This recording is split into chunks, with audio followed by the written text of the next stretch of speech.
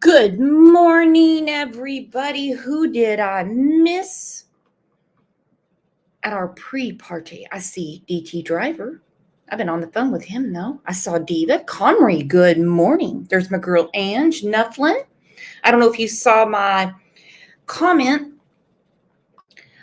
I got your email, and I will go look at it afterward. Good morning, Jenny. What's up? There's our girl, Kat, Kimberly Mann. Welcome, Mindy. She said, good morning, I'm Mindy. Everyone say hello to Mindy. Glad you're here, Mindy. Woo, it's going to be a hot one today. Scorcher. I have had it with the heat. Now, good old DT Driver this morning said, oh, would you just stop? Because in a few months, you're just going to be complaining and complaining and complaining that it's cold. True facts. True facts, I will. You know, it's way too hot. When my fake Bombay goes outside, takes a couple of drinks of water, wants to come right back in. Insane. Kimberly. Brooks, my card was compromised. Don't freak out if my payment doesn't go through. New card on the way. That happened to Snow. This has happened to so many people. I don't know what in the world's going on. We had a charge for a penny. Had to call the bank. And it was somebody, they were getting some sort of like pre-authorization to buy like a ton of shoes from some other country.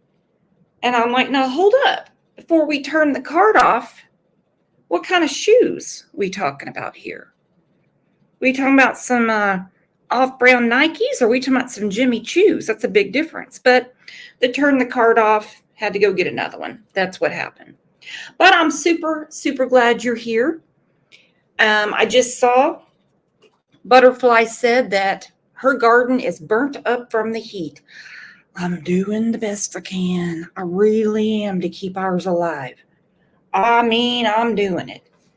Old DT Driver's going to get that water bill, and he's going to say, nah, hang on. I did see a funny comment today. They were talking about a drought in another state, and this woman pops in there and says, well, what does it matter? People just get their vegetables from Albertsons or Kroger anyway. They don't grow in the cooler. They grow on a farm. My goodness. The internet never ceases to amaze me. Let's take a second and welcome our neighbor. You tell whoever's on top of you, whoever's below you, and I don't mean that in a kinky way. Happy Thursday. Good morning.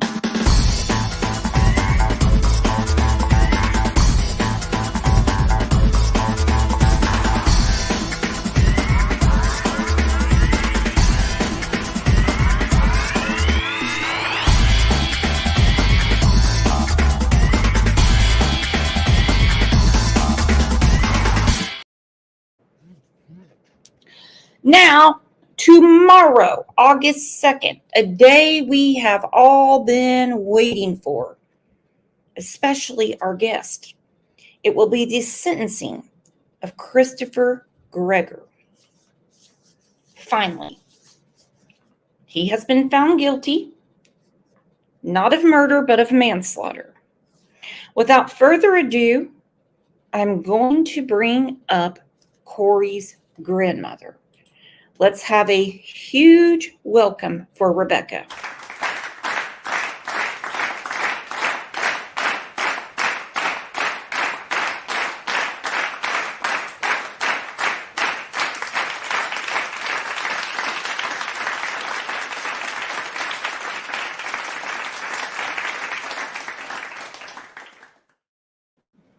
Rebecca, always an honor to have you on. Of course, Bree was invited too. She's at work today.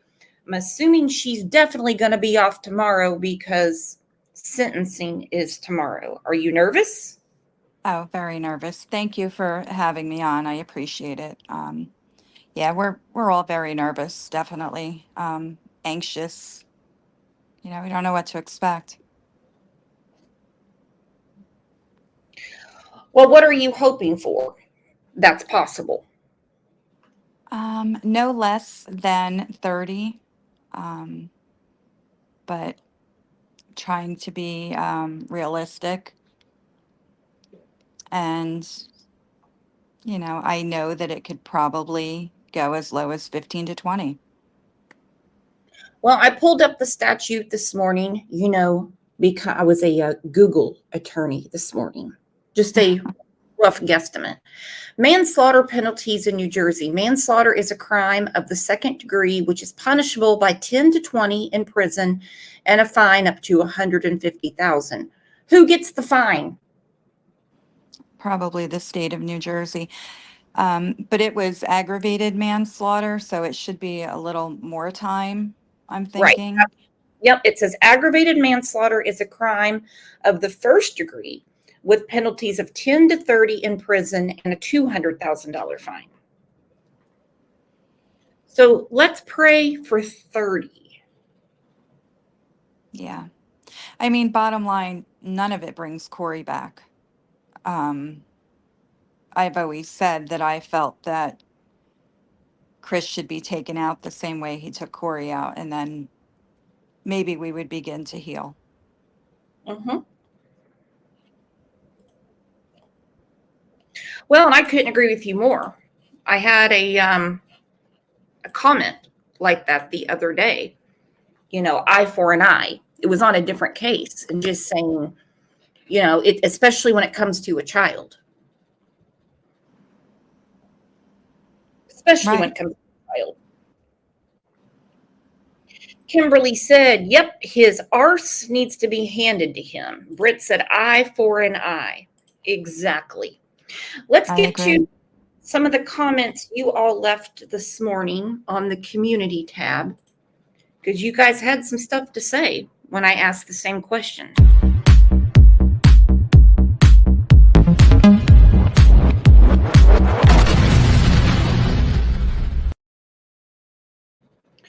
All right, Jenny K said, praying for her and for her family. Tomorrow is a big day. That is for sure.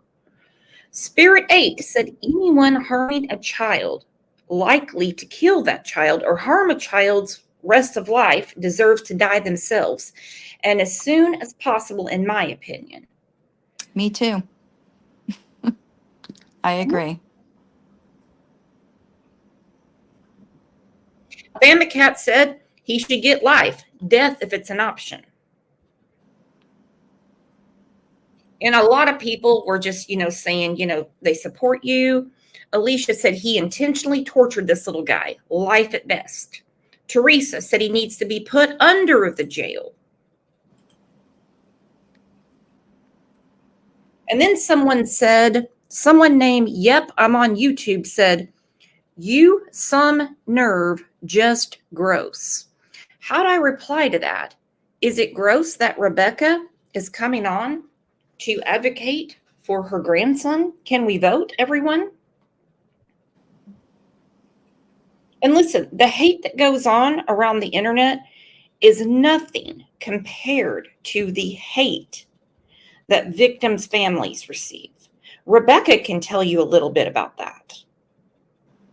Oh yeah, we get people that blame Breanna. Where was Breanna's mother? And what I say to them is open your friggin' eyes and read the story. I was there and we did everything we could. None of us did anything to harm Corey. We had him safe and alive for 5 years before Chris came into the picture. So I don't want to hear any shit about where to blame. I don't listen to that. Hell no. It just takes out too much energy because you know the truth. Exactly. Now, the harm came in when Chris got involved in the picture.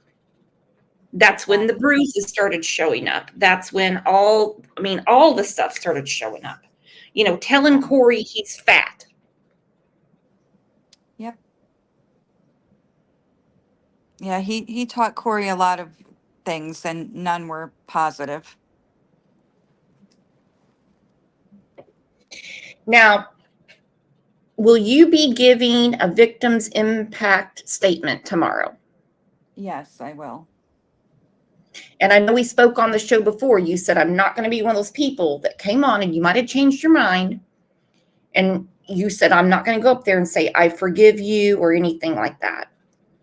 That's correct. My statement starts out addressing the judge and thanking him for allowing me to address him. And I introduce myself as Corey's grandma. And I tell him, I am not going to stand up here and tell you I forgive this man because those words will never come out of my mouth. That's the beginning of my statement. Mm-hmm, mm-hmm, mm-hmm. And I We don't imagine forgive that. There's no forgiveness for what he did. Witz just said you can't forgive the unforgivable.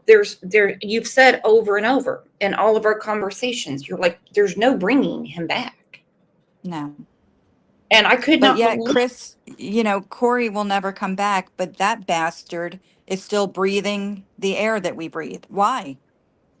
He shouldn't be here. I agree. I think there needs to be tougher penalties in a lot of states. I mean, in Oklahoma, we have the death penalty, and you're going to get it. It might take 10, 15, 18, 20 years, but you're going to get it. And your forgiveness is a gift. You're not going to forgive and you're not going to forget. It doesn't mean you're a bitter, hateful person. Right. A lot of people are saying to me, well, the forgiveness isn't for him, it's for you. I don't, I guess I kind of understand what they're saying. I have to let this go so I can heal, but you can't let that go. In my opinion, just from other people I've talked to over the years, the healing doesn't even begin till after the sentencing. Right. It's almost like here I'm giving you horrible news. It's almost like another stage of grief because we're not talking about an accident. We're not talking about a childhood illness. No. We're talking about M. I don't even want to say manslaughter. We know what happened. I call him in my statement. I don't refer to him by name. I call him monster or murderer. And if that's not allowed, I guess someone will correct me as I'm reading it. Now, how are you going to get Bree prepared for her victim's impact statement? Because I mean, we're all on pins and needles, worried about you guys confronting him tomorrow. She's been, preparing for weeks. And honestly, the impact statement isn't so much about confronting him. Actually, we're not supposed to really confront him at all. It's more or so you're pleading with the judge and letting the judge know how this death and that man's actions has affected your life. So you really don't get to address the monster so much as you do the judge. So, I mean, she's prepared. She actually sent me a copy of her statement today.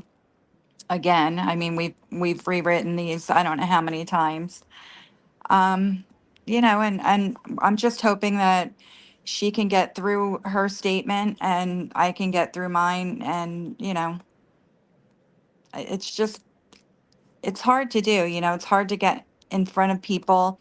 It's hard to be around him and not show the rage that you're feeling. I mean, obviously, I think that's going to shine through no matter what. Even if we're not allowed to address him, I think he's going to feel the hate in the room, or at least I hope he does. Oh, he'll be feeling it.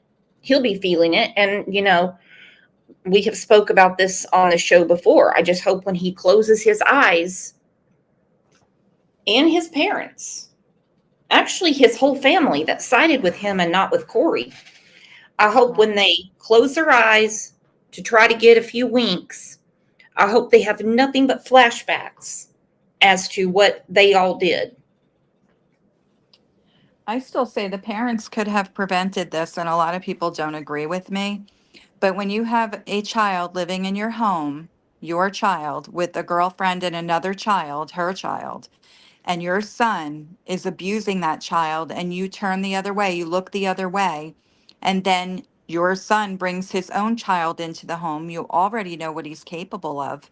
Why did they allow it?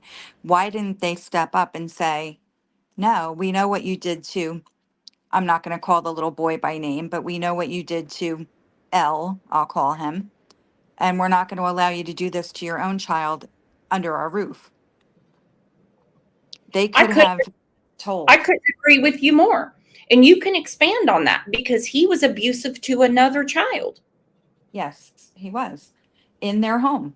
And they didn't tell the truth when DCP&P was involved in that case. Nobody told the truth. The girl had to pack up and leave in order to make that go away. And the only reason she didn't pursue it is because she was going through a situation with her son's father, and she didn't want this coming out because she thought that would hinder her custody or something. So she packed up and ran away. But I mean, the truth came out and there's no getting rid of it. Exactly. Jenny Kay But that said didn't come yes. out in court, you know. No, but we know. Jenny Right. Kay said yes, the parents could have protected their own grandchild. You're absolutely right. But the Gregor parents, they're enabling and turning the other cheek and trying to protect their reputation as opposed to protecting Corey is a huge part of this problem. And Yeah, that's the big problem. it's beyond a problem because Corey is no longer with us. His grandma cries every day. His mom cries every day. He has a little sister that will never get to know him except for just through other people's memories. It's beyond unfair. The Gregors are they're just horrible people.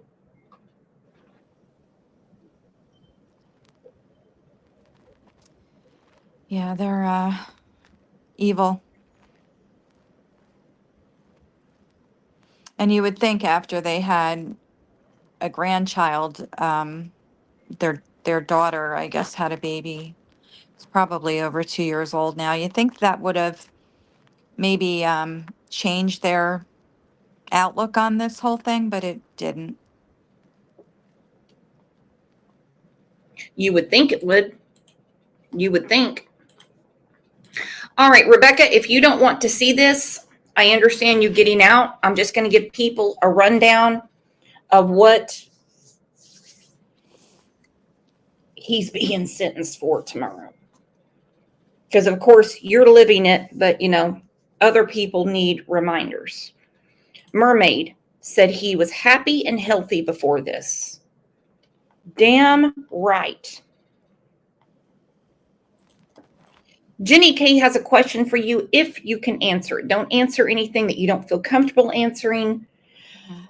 She said, I have a question. Did Bree confront the grandparents and show them pics of what he did to Corey? No, she was never in their presence. They wouldn't allow that. Okay, here we go.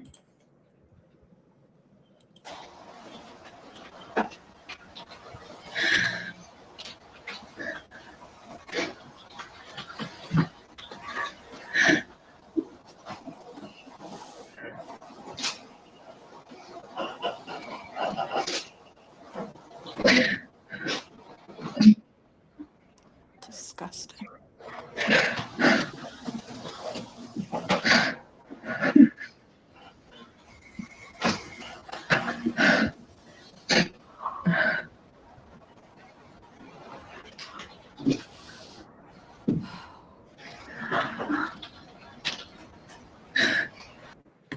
Now, as you watch this, now this is not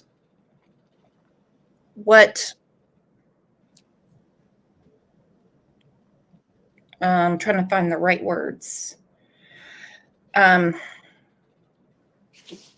Led to the end.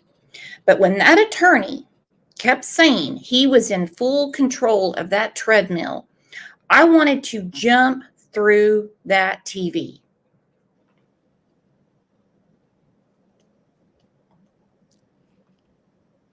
What that video shows is a coward and a monster. And it shows that Corey was running for his life.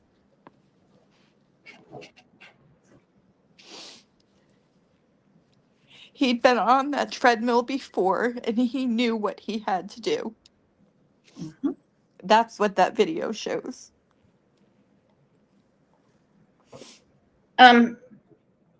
For those that are asking why we're going through the backstory, it's because the sentencing is tomorrow.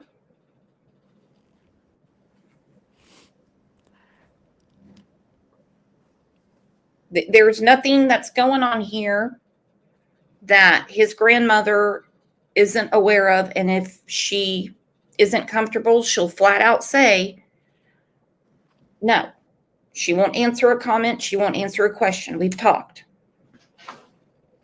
Nerdy Girl said he is a monster and a coward, a waste of space. Exactly. Now, where is he right now? Christopher Greger. He's in the Ocean County jail until sentencing, and then I don't know how long it takes to go to his new home. And I don't know where that will be.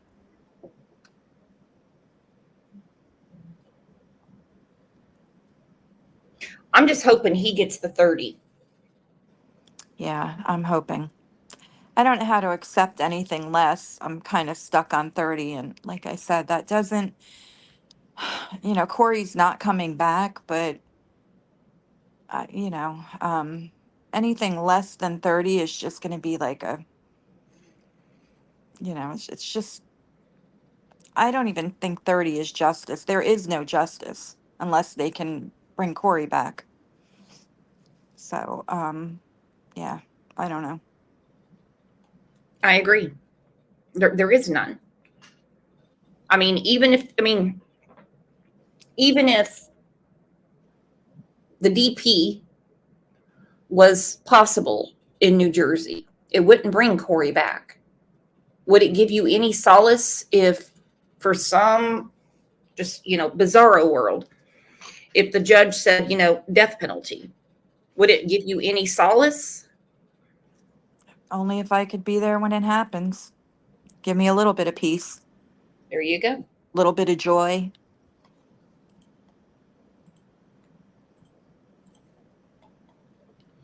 Well, Bree has put a lot of stuff out because, there's no more having to not talk online. Because he's been convicted of aggravated manslaughter. And on Crime Fix, Law and Crime, they had a great clip where she says Christopher Greger is just evil. He is. He definitely is.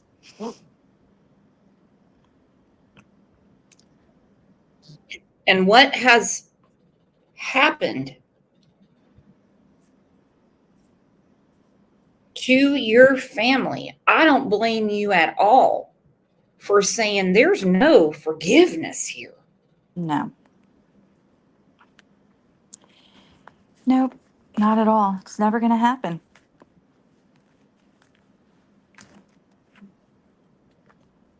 In charge of aggravated manslaughter. Christopher Greger, the New Jersey man found guilty of abusing his son, Loudin-Micciolo, and causing the 6-year-old's death.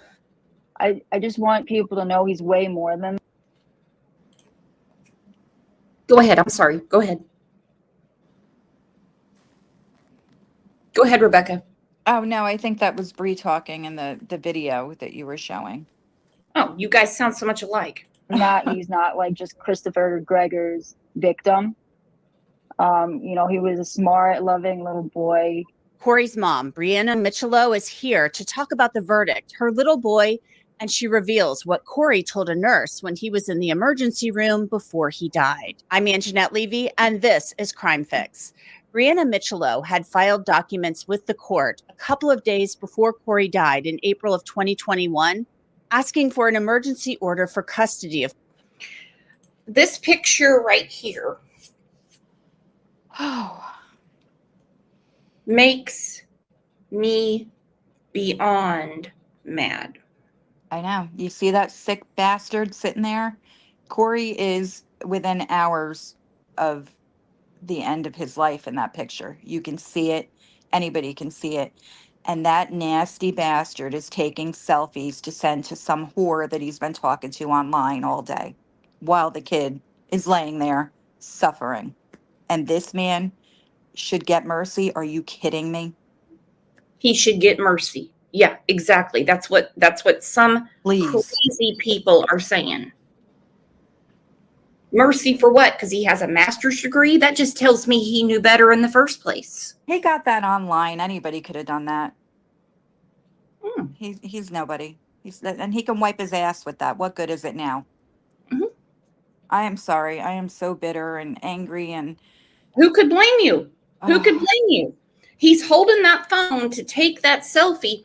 It would have been much easier to dial 911, and he would have had a chance.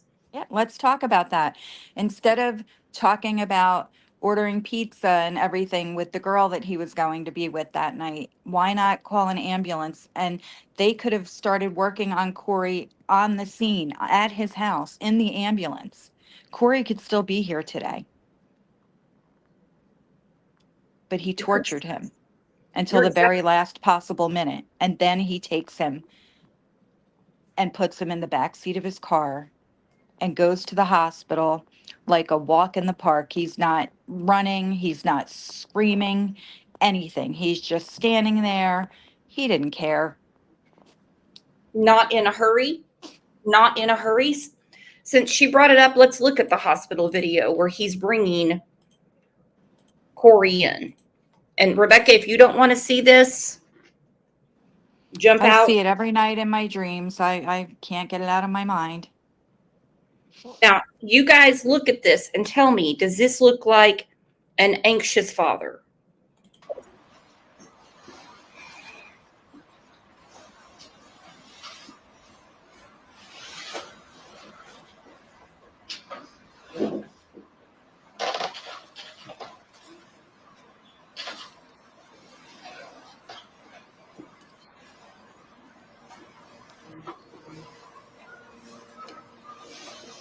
Now, in regard to the video that we just viewed, did you observe the defendant coming into the hospital lobby area?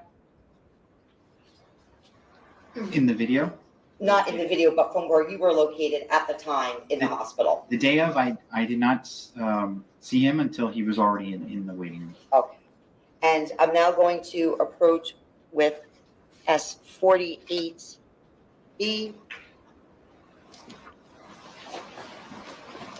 And do you recognize this? Yes, And can you tell us what that is? it was a CD. And what is contained on that CD? A video of hospital security footage from that day, April 2nd. Okay, and you reviewed the contents of this. Yes, And this is a following video from the video that we just saw, being S48A. yes, And are you depicted in this video? I am. And are you familiar with the location of the video? Yes. Your Honor, permission to move into evidence and publish. Any objection? Seeing none, S48B in evidence. Thank you.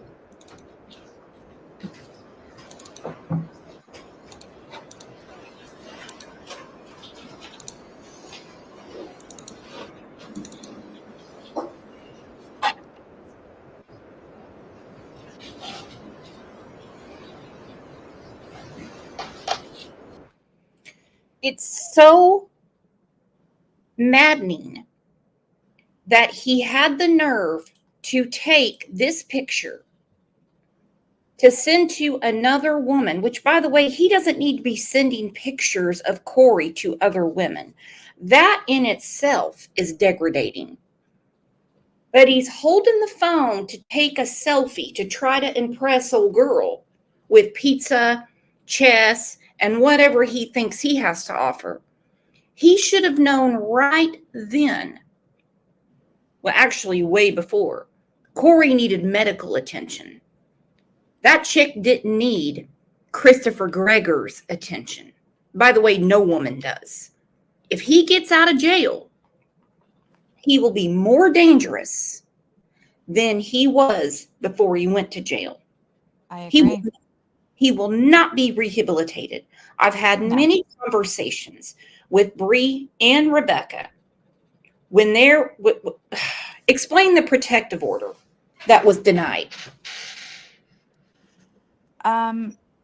Well, are you talking about the one the day before Corey passed, the custody order, or I'm not sure which one you're referring to.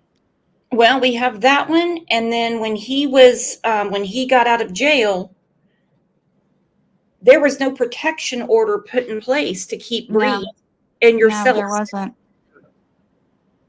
Nope. And if he gets out in 15 years, 20 years, he's going to come after Bree and possibly other members of my family. That's Chris. He holds a grudge. He's always right. And if you wrong him, you're going to pay for it. And mark my words, when he gets out, we will be living in fear. Mhm.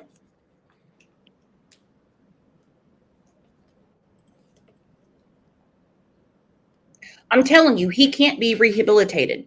He No. can't. He's certifiable. I don't agree with you. I don't care if he has a master's degree. I don't care if this is his first offense. I don't care what they want to say. He cannot be rehabilitated. The problem is, it's not his first offense. It's the only one he's been convicted of. Everything else went away. He's done a lot of things, but they all went away. So technically, it's not really his first time getting in trouble. He just never had to answer for it. He's done a lot. He's a habitual offender. You know, Oh, this isn't the first time, and it won't be the last. I mean, the problem is he is a habitual offender, but when he goes to get paroled, they're not going to talk about the other things that went away. They No. won't. I That's know. what's Just like they didn't in court. They didn't talk about it.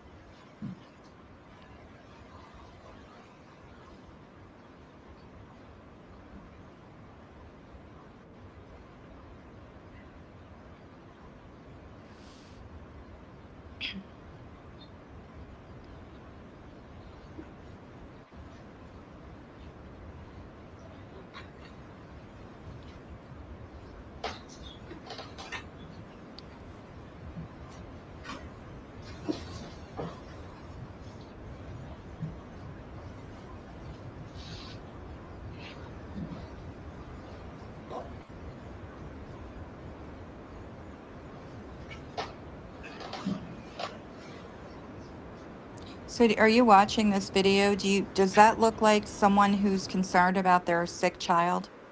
Nope. He's It's not jumping around. He's not saying, "Hey, I need help over here. Look at my son." Nothing. He's just standing there like he's waiting at the deli counter. No, I don't see any anxiety. I don't see anything where he is. I'd be screaming, I need help. I need help. I need help. I need help. Like you said, Or he's you would sitting have there like, called 911 like a sensible parent would have. That's what we would have done, not him. but we know why he didn't call 911. Yeah, the police would have been at his house. I think he would have been arrested that day. And I think he knows that. He did know that, and that's the reason he fled the state of New Jersey. Yep. Seems funny after the call with the father lets him know he called the police to send them to the hospital, and Chris left.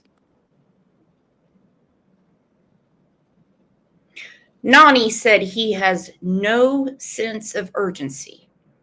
Not an ounce. None. And remember, my friends, he left Corey alone there. Yep. He left him to die with just hospital personnel around.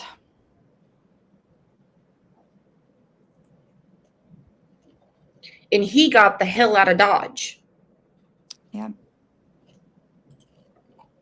This is a different type of evil we've ever seen.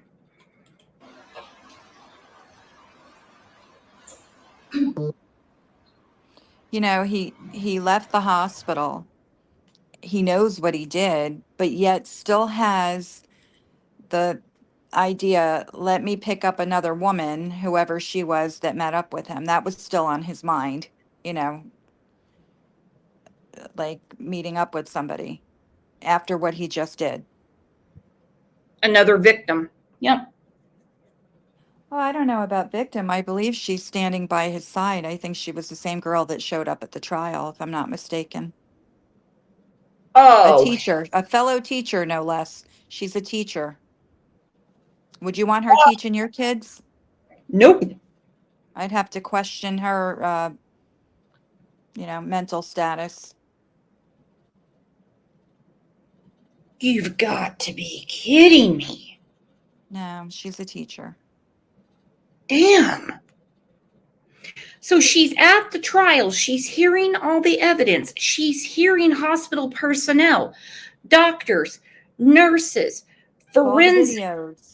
Saw the videos, and she's sticking by his side. What is wrong with these people? Exactly. You He'll can, be on an episode of Life After Lockup, I'm sure.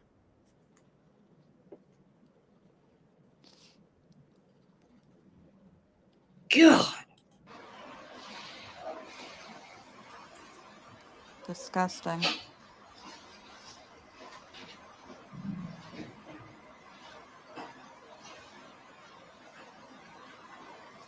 I mean, I think the only good thing is she doesn't have children, this teacher.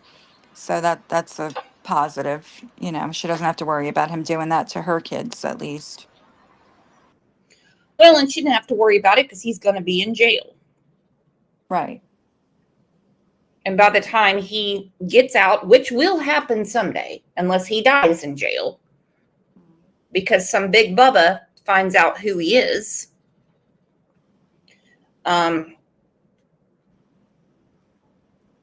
Even if she had a child, the child will be grown enough that he wouldn't want to pick on said child. He seems to go after the ones that are the most vulnerable.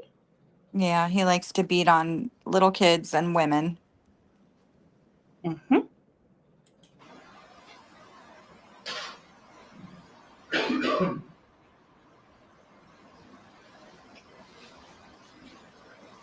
Even here where he's talking to, it looks like a nurse, he still isn't, saying like, oh my God, and trying to hand Corey to them. He's just standing there. Like Corey got stung by a bee or something. No big worry, And if I'm not mistaken, from the trial, his mother's the one that said to get him to the doctor. Yeah, I believe that's what was told. She told him to take him. But I'm I don't sure he didn't say, Mom, I just beat him, whatever. I'm sure he was trying to make it seem like he came home that way. That's what he was trying to make everyone believe. But yeah, she told him to take him apparently, and that's what he did. I don't know if I believe that story. I'm just going to be quite honest. Yeah, I know. I'm wondering too. But because most parents, I know, I would say if had the tables been turned and it was Bree, I'd be like, oh my God, I'm calling 911. I would have called. you know, I can't imagine.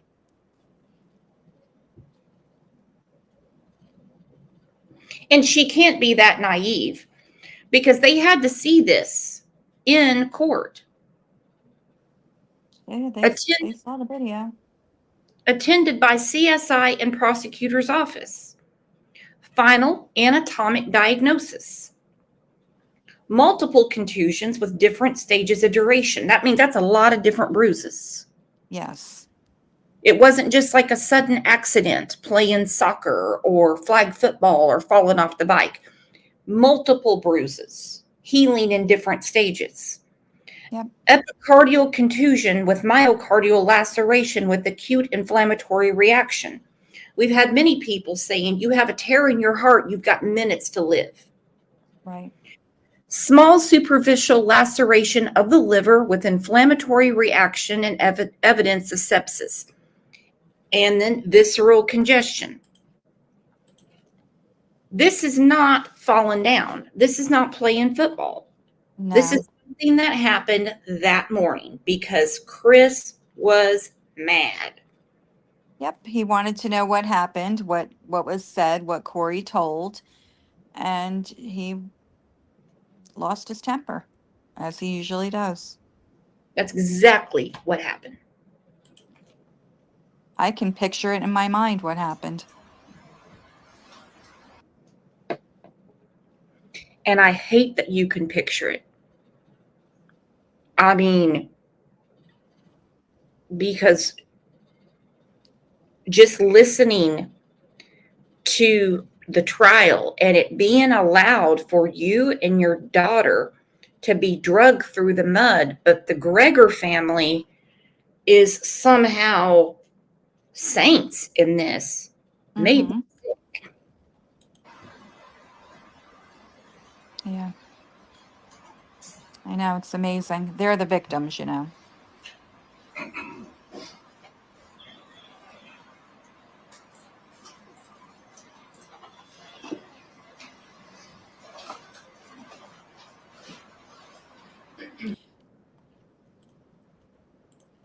Again, this fool is just standing there. He didn't call 911. He probably drove 10 miles an hour to get there. There was no sense of urgency because he knew what had gone down in his house that day. And it's Right. disgusting. Corey had a chance to survive. He did. If he would have just said, you know, even if he didn't want to tell on himself and say that he beat him, oh, my son fell and hit his chest or whatever, you know, they would have known what they were up against and they could have reacted a little quicker, you know, and I think he could have been alive today. I know he could have. Yeah. Well, let me rewind that. Corey would be alive if everyone involved did their job. And we know they didn't. Corey should have never been around him after the treadmill video was made public. And I hope and I pray that your family gets some sort of settlement from those social workers that kept concentrating on Bree as opposed to not taking what was happening with Corey seriously. You know, we would be happy if they all lost their jobs and, you know, that would be fine. That would make it right. They should never be allowed to work around children. They shouldn't be allowed to collect a pension. You know, that's what they deserve. They shouldn't have their jobs. They They have screwed up and they know they did. They have horrible judgment. I covered a protest you all were having outside of one of their offices one day. They would Right. just go in the parking lot, grab their lunch, and walk in. And I'm like, you know what's going on. Oh, You yeah. know what happened to Corey. You know. It's funny that Corey. protest, I Breanna don't know if you recall, a couple of the employees that were leaving the building in their cars beeped and waved to us on the way out. I don't know if they were being, you know, what's the word I'm looking for? If they were just being sarcastic or if they were in support. I think they were being facetious in a way. Yeah. I really do. Yeah. I can't figure it out. It's like you have one job, and that's to protect the children. That's Right. your job. Your job is to take unbiased notes, give Yeah. them to the judge, and the judge makes a decision. But they wouldn't even do that. No, I know. And, knowing that they had that video, had they given it to the judge, I'm almost certain his decision would have been to keep Corey away from Chris until further investigation. I can't imagine he would have ruled any other way if after seeing that video. I agree. Believed that Corey's father, Christopher Gregor, was hurting him. She had seen too many bruises on her son and felt enough was enough. 7 days before Corey died, Loudin-Micciolo had called New Jersey's Department of Children's Protection and Permanency to file a complaint about the abuse she believed was happening. And why did you make a referral to DCP&P at this time? I felt like Corey's abuse was getting really bad, and I felt like they needed to do something about it. That call came days after the March 20th, 2021 video that showed Corey running on a treadmill at Christopher Gregor's apartment building, Gregor speeding it up, and Corey falling, and then Corey getting back on. Christopher Gregor had told his son he was fat. He was a 6-year-old boy. Then Gregor appears to bite Corey's head. No one knew about that treadmill video at the time. That would come later, but too late, unfortunately. On the morning of April 2nd, 2021, it was Good Friday. Loudin-Micciolo dropped Corey off at Christopher Gregor's apartment. She was supposed to have him back there the night before, but she had taken him to the doctor and the hospital to have Corey examined at the direction of a DCP&P caseworker. That same day, a court had denied Loudin-Micciolo's emergency petition for custody. I spoke with Loudin-Micciolo about That right there. They denied her request for an emergency protective order. That should never be denied ever. You know why? Because you don't know what's really going on, and you're talking about a child. Ever. We spoke about it yesterday with another case, Harmon Montgomery, with a judge that gave Harmony to her father, Adam. Adam killed her. Adam killed her. Adam's in jail. Adam's never going to see the light of day.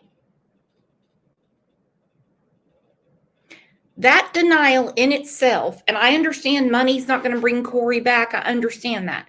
But hit them where it hurts. Take their jobs. Get these damn judges out of there. This is an election year. I'm not telling anyone how to vote. But when I see these lists of judges that are basically appointed for life, they don't ever have to rerun or anything, I come unglued. I'm like, hell no. Look what you're doing. Half of them, it seems like in this day and age, don't even pay attention. Denied an emergency protective order. about Corey, the trial, and the verdict. Breanna, first of all, I want to start by asking you, how are you doing after the verdict?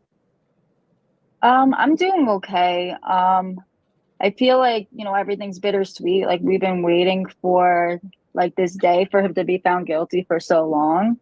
But at the same time, Corey's still not here. So you don't know how to feel about it. Like, should you be happy? Should you be sad? It's like a mix of both. Sure. When that verdict was read and they said not guilty on murder, but guilty on aggravated manslaughter, what were your feelings or your thoughts? I was kind of expecting that. I knew from the beginning, the prosecutors kind of informed me, it is a hard case because they can't, explain to them what exactly happened that day. So they did tell me from the beginning it was going to be hard. But once I found out that they had the lesser included charges, I was a lot more confident. But I was kind of relieved when they said aggravated manslaughter, because at one point, we waited so long. Like the first year, he wasn't even charged. So we kind of didn't expect much. And then when they came back with that, I felt like it was a relief. He was, he's responsible for this. As you saw earlier, Loudin-Micciolo testified during the trial. What, if any, bruising did you see to his body? He had a large bruise on his chest. He had, it looked like fingerprint bruises all over his arms and legs. Micciolo was the state's first witness, and you heard her say that the state told her this could be a difficult case because prosecutors believed that Christopher Greger caused Corey's death, but they didn't know exactly how it happened. Breanna testified that she dropped Corey off at Greger's apartment that morning on April 2nd, accidentally recording them on her cell phone for about 33 seconds. He didn't sound ill or in distress. Did he ask me? Well, he's your other parent, so it's his right. He needs to see it because you went to the doctor, and I just want to make sure he sees that, okay? I'm not sure where he is.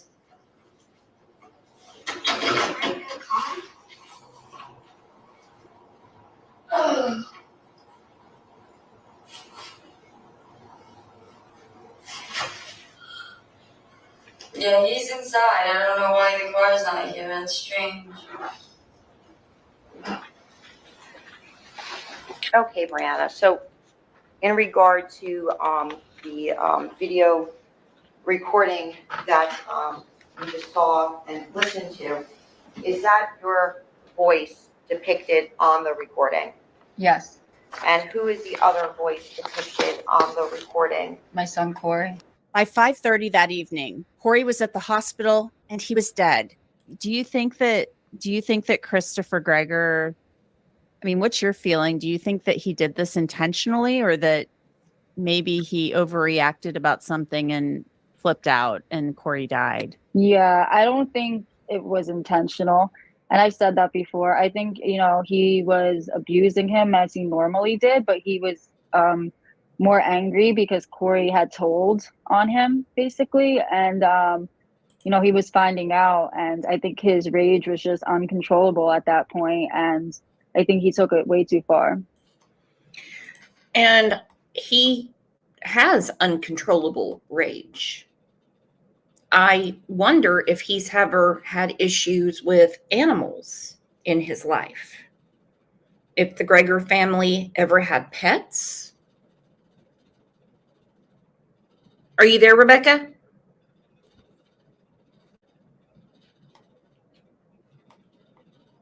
Rebecca, can you hear me? I don't know where Rebecca's at. She'll be back. She'll reconnect. What would you like people to know about Corey? Everyone, knows him because of that video. And, I want, yeah, right. I just want people to know he's way more than that. He's not like just Christopher Greger's victim. He was a smart, loving little boy. He loved reading, he loved painting, he loved, being an artist. But that was his true passion. And, I just want people to know he's more than just that treadmill video. That's such an important thing that Bree and Rebecca keep reminding people of. Corey's not the boy in the treadmill video.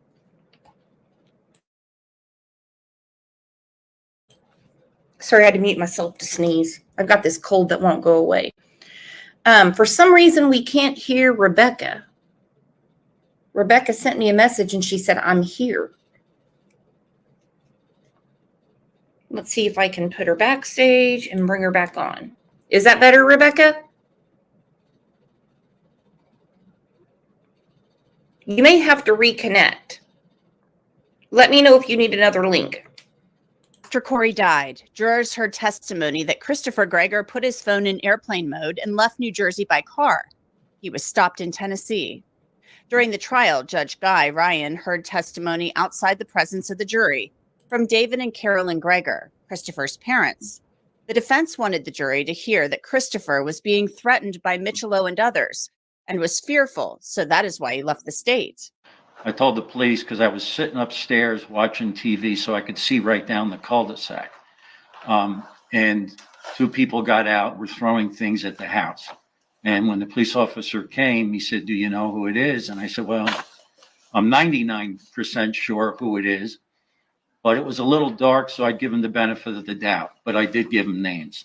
Can you hear me? Okay. Did there come a time when they actually did vandalize your house? So Yeah, we can hear you now. Those links get wonky sometimes. Yeah. I don't know if you could hear what I said or what was going on, but I just think it's really important. I got to sneeze again here in a second. That you all keep reiterating, he's not the boy on the treadmill. That's what Christopher has done to him, amongst other That things. was just a horrible part of his life, but that's not who Corey is or was.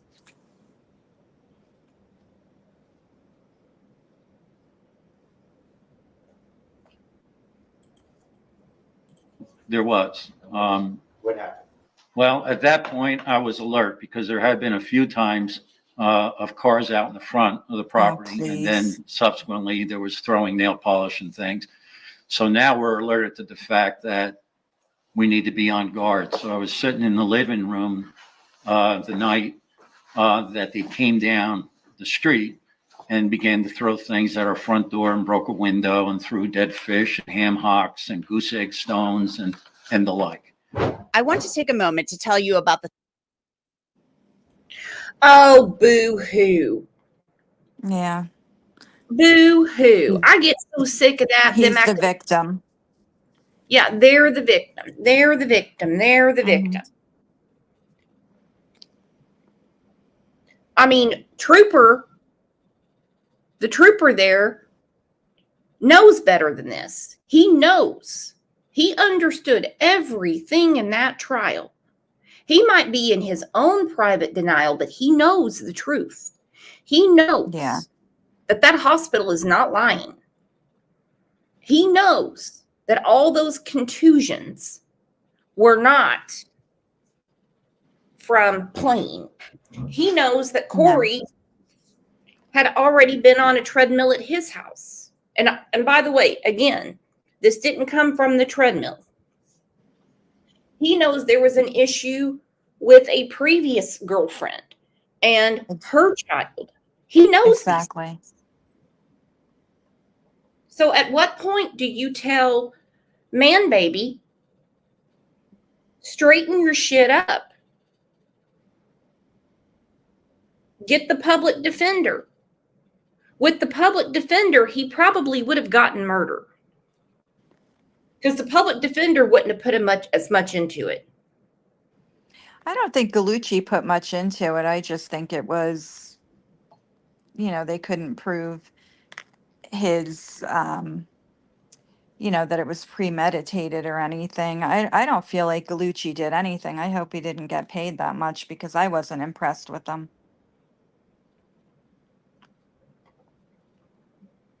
Mermaid has a question. She said, how did Corey feel then? How did Corey feel? I'm sorry, when? What is she referring to? No, I'm just, what are you doing as a grown man? Sitting Yeah. as the enabling, grandpa, I guess if you want to call him that. Oh, people were putting this stuff on our, dead fish and this and that. Well, shut up. Clean it up. You had It plenty. happened one time. One time it happened. He acts like they were being harassed and they had to move. You had to move because you were paying this hotshot lawyer for your murderer son's defense. That's why you moved. You couldn't keep your house. You needed the money. It's not because anybody was harassing them. That was one time, and that was well over 3 years ago now. Nobody bothered them after that. It was one time. Then Gallucci had the nerve to talk about Facebook. And then the mom goes to Facebook. Well, what are you supposed to do when the mainstream media won't listen to you? You go through other channels. When the police are at a deadlock and they just want this to go away. And I'm not saying the police did that because they obviously were investigating and they were serious about what happened to Corey. But in other cases, what are parents supposed to do if they're not being listened to? Exactly. Boo-hoo, Facebook's after me. People are doxing me. Ridiculous, ridiculous people. He's a little boy. Fact that Christopher Gregor could be charged with murder. What was your reaction when the defense and David Gregor in particular, Carolyn testified too, but they were suggesting that you and your family basically scared the daylights out of Christopher Gregor, and that's why he took off, because he was being threatened and things of that nature. What's your response to that? So yeah, no one threatened him. I believe what happened was when we found out Corey passed, we were calling everyone and saying, "Oh my God, Chris did this," because he was abusing Corey, and we were afraid for this moment. So when we found out Corey passed, it was like it clicked. He killed him. So we were, calling our friends and family, crying and telling them what happened. And I believe one of them posted on Facebook saying, "Oh, this man, killed Corey." And it went like viral, like a bunch of people shared it. And I think that's what they're talking about. But no one was, harassing them. No one was going to their house and throwing stuff. That happened months later. And by the time we found out, Chris was already on his way. His phone was already in airplane mode. This is so important. By the time we found out, Christopher was already out of New Jersey. Yeah, he was well on his way to what did they say? They thought he was going to New Mexico or something. I don't know. He was well on his way. He was in Tennessee. He was in Arkansas. I didn't know about the Arkansas thing till the trial. But Yeah. no. And you left your little boy at the hospital. You wouldn't even tell his mama what hospital he was at. No. You obviously know how to use a phone because you're sitting there taking selfies that day. So why didn't you call his mama and say, "We're at the hospital. I don't know what's going on"? He knew He he wouldn't could. tell her what hospital, because then if we would have shown up there, we would have told the nurses and doctors what was going on, and he would have been arrested. He knows that. He damn sure does. And things. His father, David Gregor, saying, "Oh, well, I called the police and told them there was an unattended death at the hospital." You did that and you warned your son. And I know the phone conversation went something like, "Get out of there. The cops are coming. You leave now." I'm sure that's what happened. But they were being harassed. Yeah. The timeline is everything, because he was fine when she dropped him off. There were concerns, and they were very, very valid concerns. She couldn't get the emergency protective order. And I know there's a lot of speculation about that. Listen, it wasn't granted. Nothing to do. Can't do anything. They were going to charge her with kidnapping. So she had to go ahead. If she would have went against court orders, if she would have gone against court orders, Corey would have been taken from her and placed with him 24/7. And, he would have been abused even, well, obviously, the abuse would have continued. She wouldn't have been able to fight this. So she did what she was supposed to do. She followed the law, and this is the end result. Yep. Horrible. So they didn't call and say, "Hey, they're saying you're a murderer." He was already long gone by then. So that was just, their way of making him look less guilty, I guess. Was there anything that stood out to you during the trial that was, particularly difficult to listen to? Or, it was so sad watching you testify as a mom, as somebody who loved your son, who tried to get custody of him, went to the courts, tried to intervene and you were shut down. Was there anything that stood out to you during the trial that was really painful or really difficult for you to listen to? Well, the hardest I think was, having to watch the treadmill video during the trial. They, I guess, introduced it through me, the evidence. So I had to watch it, and the first time I watched it was maybe 2 weeks while I was doing before the trial. That was the first time I ever saw it, and I had to see it. I went 3 years without seeing it for a reason. I didn't want to. So that was really hard. And then just having his defense attorney, he was allowed to say whatever he wanted. If he wanted to lie, he was allowed. So, a lot of what he was saying was just lies.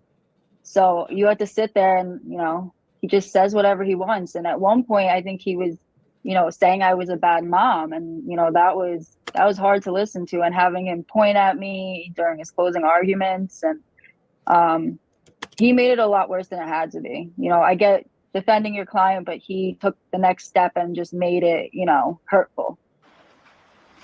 So she takes him to community health. They do an exam there.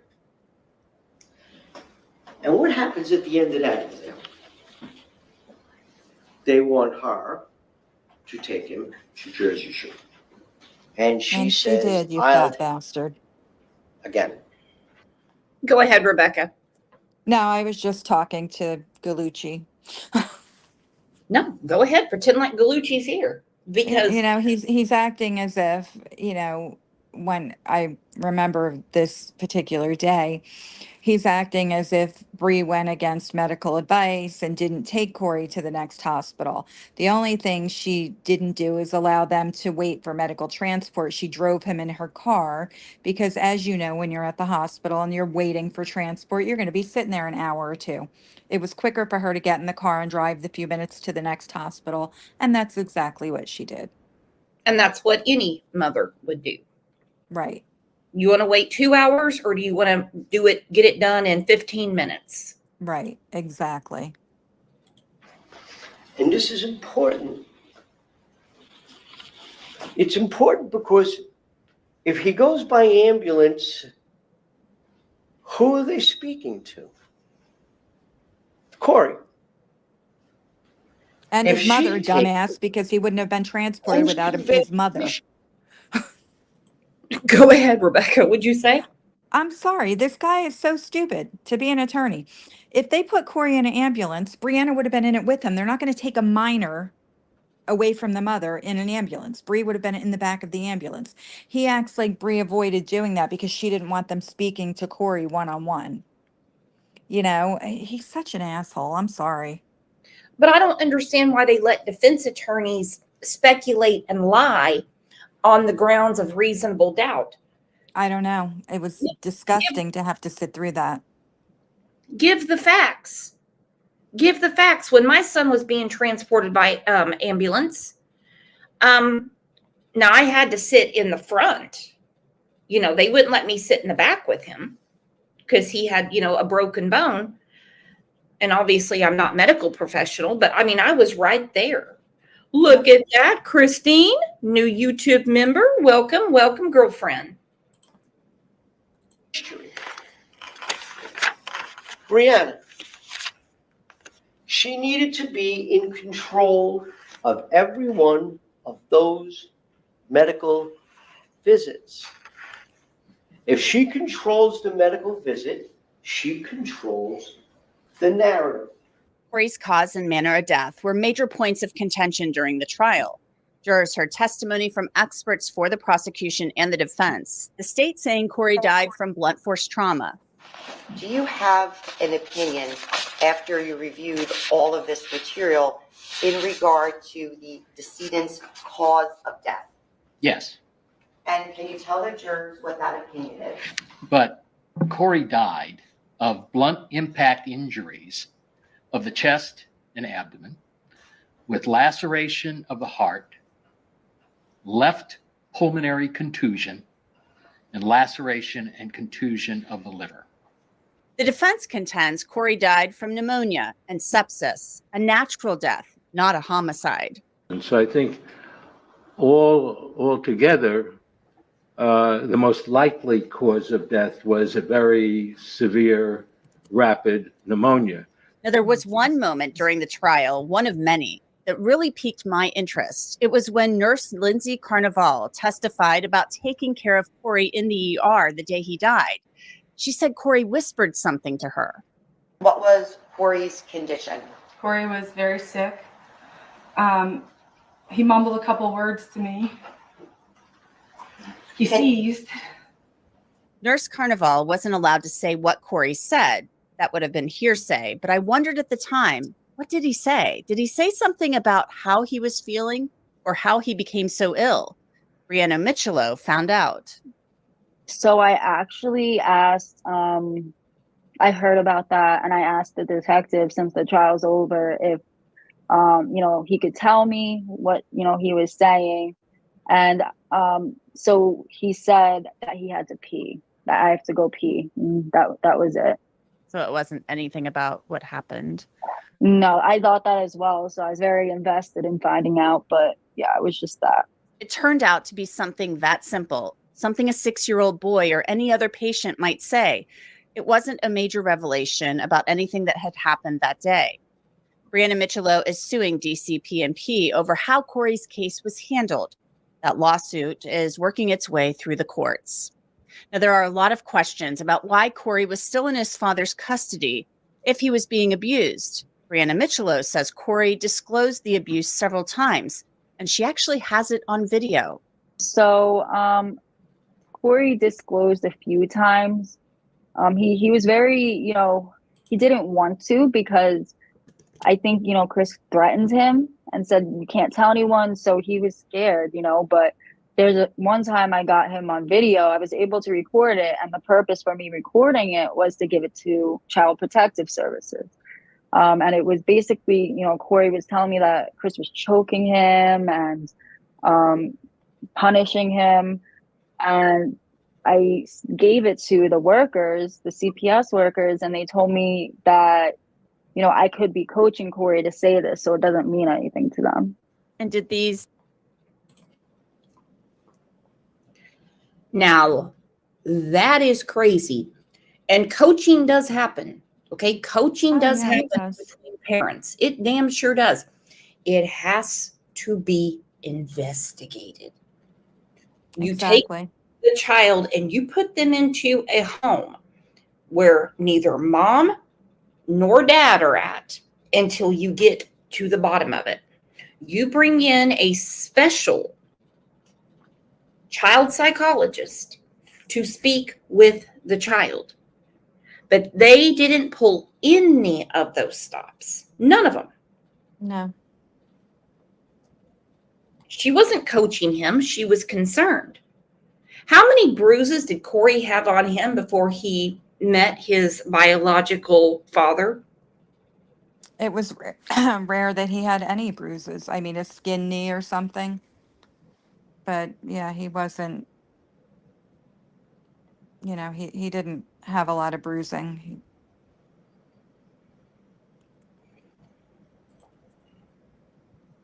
No. But he had multiple bruises after being around. He was covered head to toe. It was hard to look at. It was so hard to look at. Workers ever ask Corey about it or do any type of interview with Corey? So I don't think they ever did one without Chris present. They did talk to him, but I don't think he ever said anything. And once again, you have a little boy that's so scared. And every time the caseworkers come, they leave without helping him. So why is he going to tell you guys? You're not helping him. And he realized that, very quickly.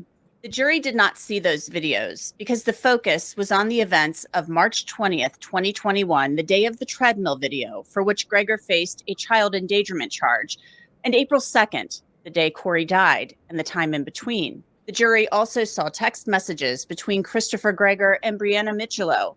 Gregor often... I just do wonder why the judge didn't allow everything into evidence. Because it would have prejudiced the jury towards the defendant. Okay. And I mean, I'm not a judge, but I get that. I get really tired of these judges because murder 2 would have been better than manslaughter. Yeah, I don't know. I don't know how the whole justice system works. Oh, I don't know. I mean, I'm just saying, I mean,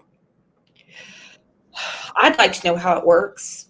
I would love to know because I mean, there's tons of attorneys out there that are banging their head against the wall because they and a lot of police officers that are trying to get prosecuting attorneys to understand the evidence and them saying, don't have time. It's going to be hard. It's a messy progress, just like like what you've been through. Right. Yeah. Was there ever a time that you thought he'll never be charged? This will never go to trial? In the very beginning, we thought that it was just going to be the endangerment charge. We just never thought it was going to get any further. And, I'm not sure that it would have if Bree wasn't so public about everything. I just think if she would have been quiet, it would have gone away and he would have been charged with endangering, and that would have been it.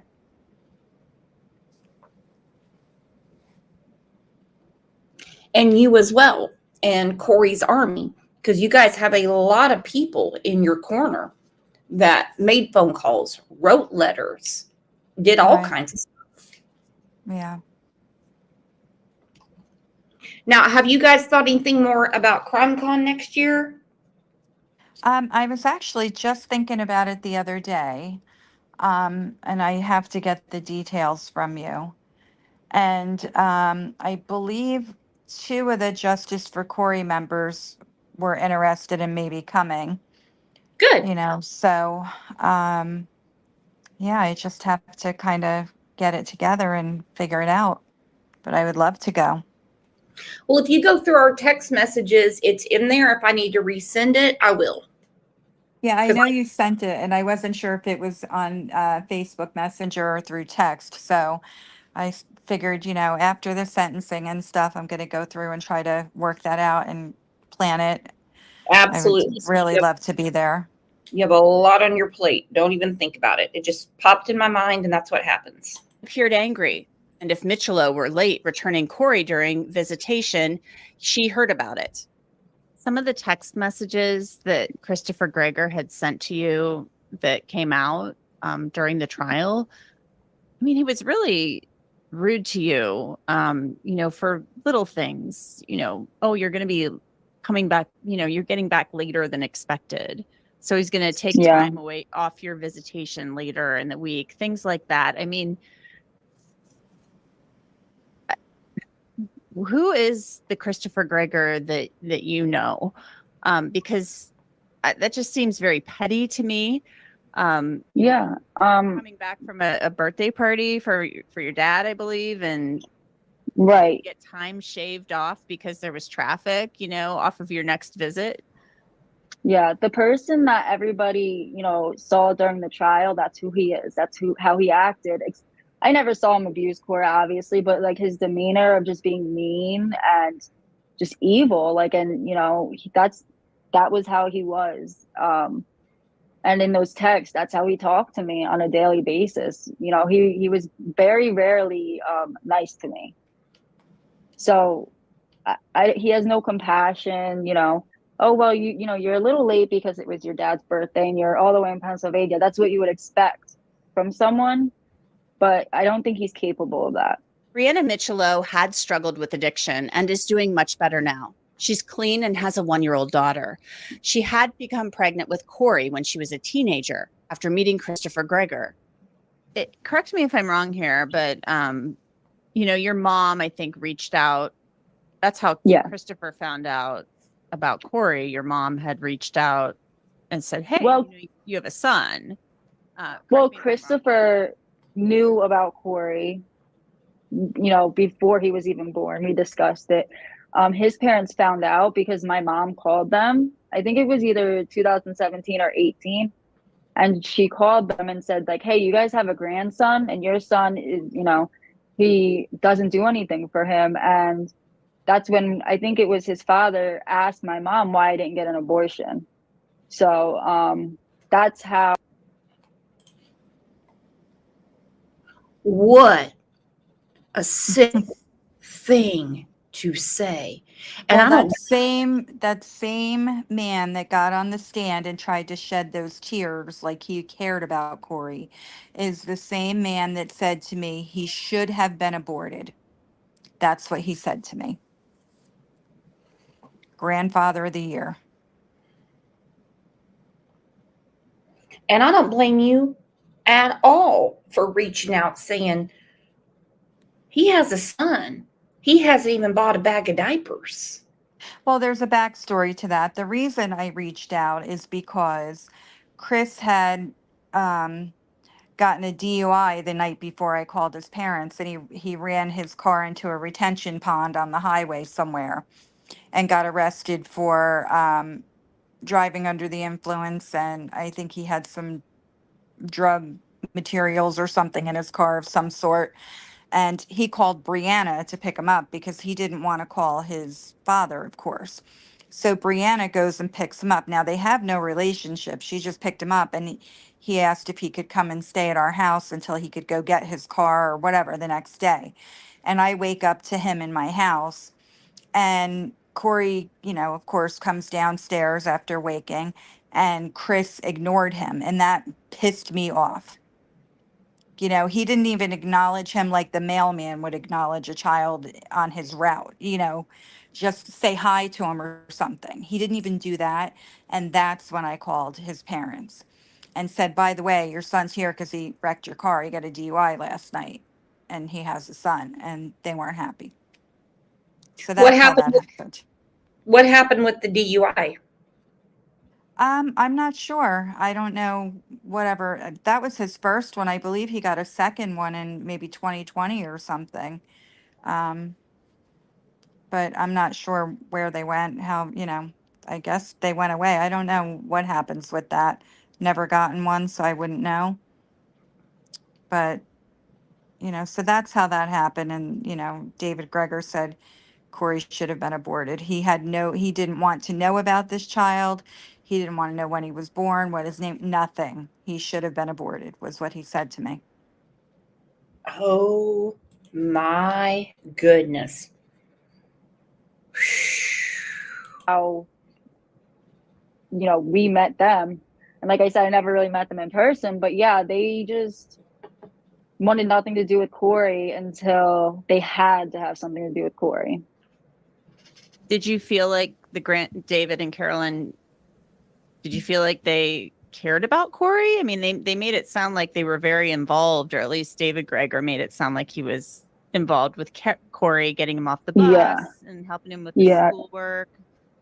So I think they cared about Corey.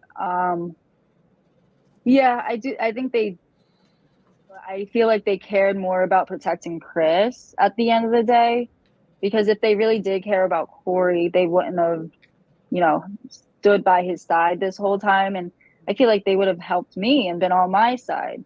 But like I said, I think they cared about him, but not enough to stand up for him or protect him. I feel like they knew, they had at least a suspicion that Chris was abusing him, because as your son, like, they knew he wasn't, mentally all there, and, he was dangerous. So they could have done more, definitely.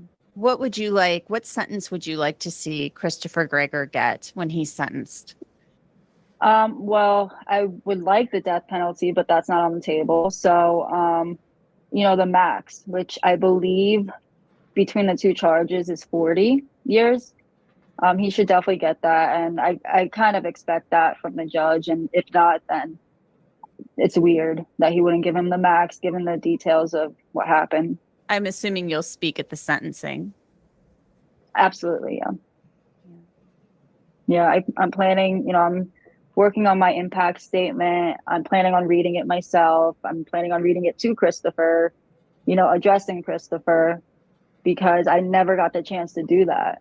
Because, once this happened, he left town, he left the state, and never talked to me again. So now he doesn't really have an option. He's going to listen to what I have to say. And, that's my plan, is to show him what he's done to me. Well, Breanna, I'm so sorry again for your loss and for Corey. But I thank you for giving me some time, and of course, yeah. I hope that I hope that you get the result that you want.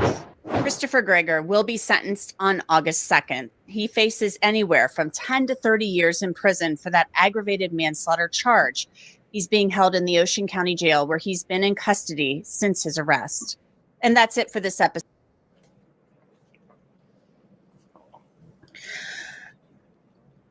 Denial and the best of intentions are the best way to get to hell. Mm-hmm. Mark my words.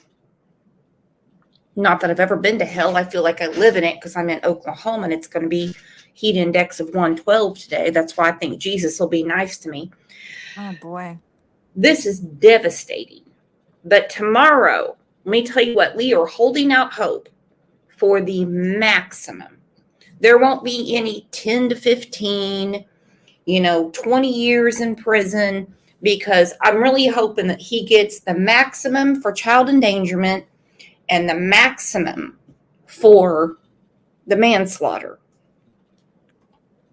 And not to serve concurrently, but back to back. What do we know about this judge? Do we know, how does he normally rule? How does he normally sentence? Just my observation, the few times that, I've been to all the hearings, but during trial, I felt he was very fair, and I guess a good word would be cautious, with anything that he ruled on. I can only tell you that I try to look up other cases that he's ruled on, and most recently was the guy was charged with terroristic threats, and when I read more into it, he was running people or trying to run people over with a car, and he was sentenced to 30 years. It didn't clarify in the article if he had killed anyone or injured anyone, so I'm not sure. And obviously, every case is different. So, it's kind of hard to say. I don't know. I think there's a lot to consider. They consider, has this person been in trouble before? Can he be rehabilitated? And my concern is with Chris's master's degree, his education and all that, they may feel that he can be rehabilitated. And they may send him to like a Martha Stewart prison for 15 years. Who knows? Well, we're going to stream it tomorrow.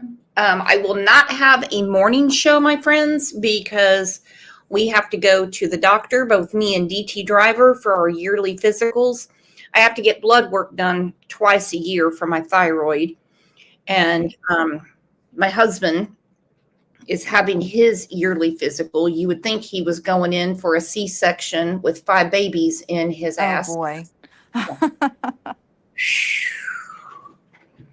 Tell you what, I'm sure you've been there. You know what it's like when, men go to the doctor. Oh, yeah, definitely.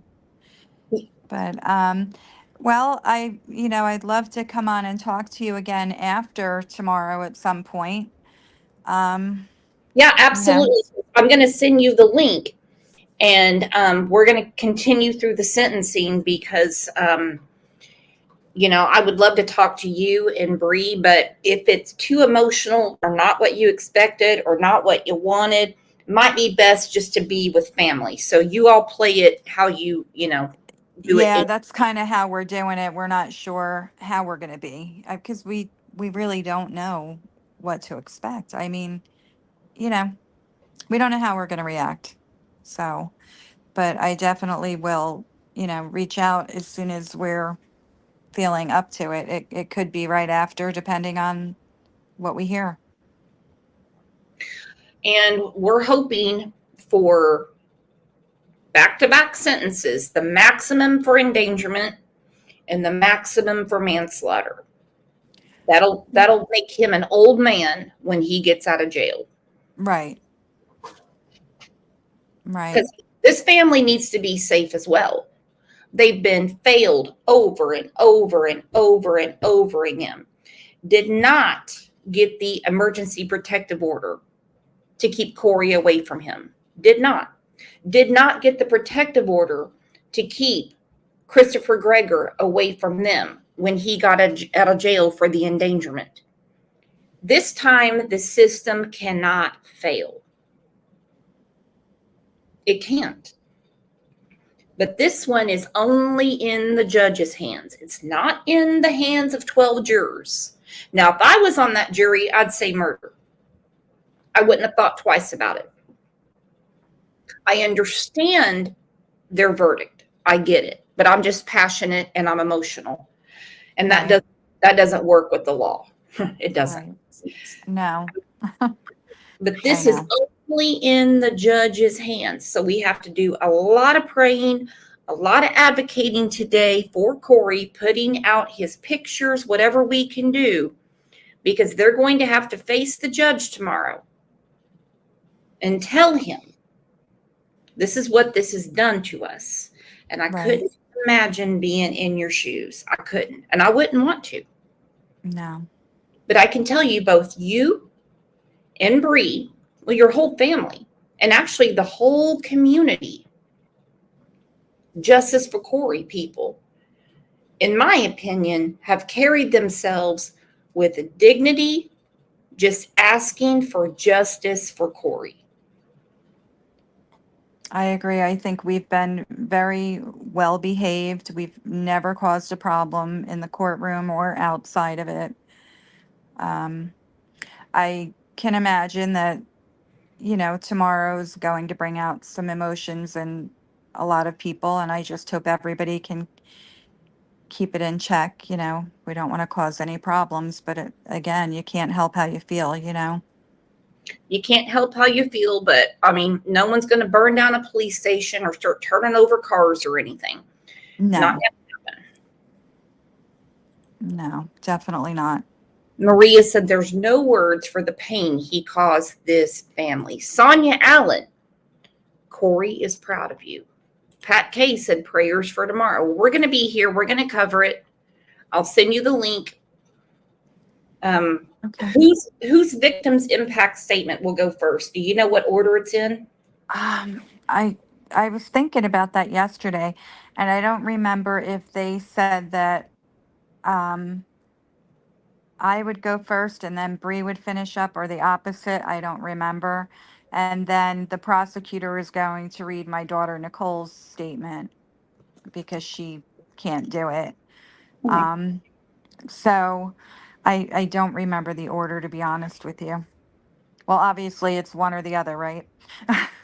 One or the other. There you go. I just don't remember in, which order they said it would go. And what is the judge's name? Boy Mama wants to know what's the judge's name? I forgot.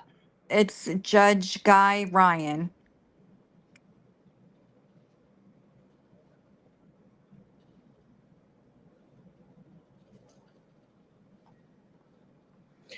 Well, there you go. Cool Grandma, who also said she's going to Crime Con with you. Yes, she's one of the ones I was talking about. She said, I'm not crying. It's those damn onions. Aggie said, love you, Bree and Rebecca. And we will see you guys back here tomorrow around 12:30 Central Time. Remember what time zone you're in. And if Rebecca and Bree can pop in, then that would be great. If they can't, no harm, no foul. But we're going to be here and we're going to support because we got to get this out there, okay? I'm going to go ahead and I'm going to get that ready, to get it going. Cool Grandma, you going to be here? Or are you going to be at the courthouse? She's going to be at the courthouse.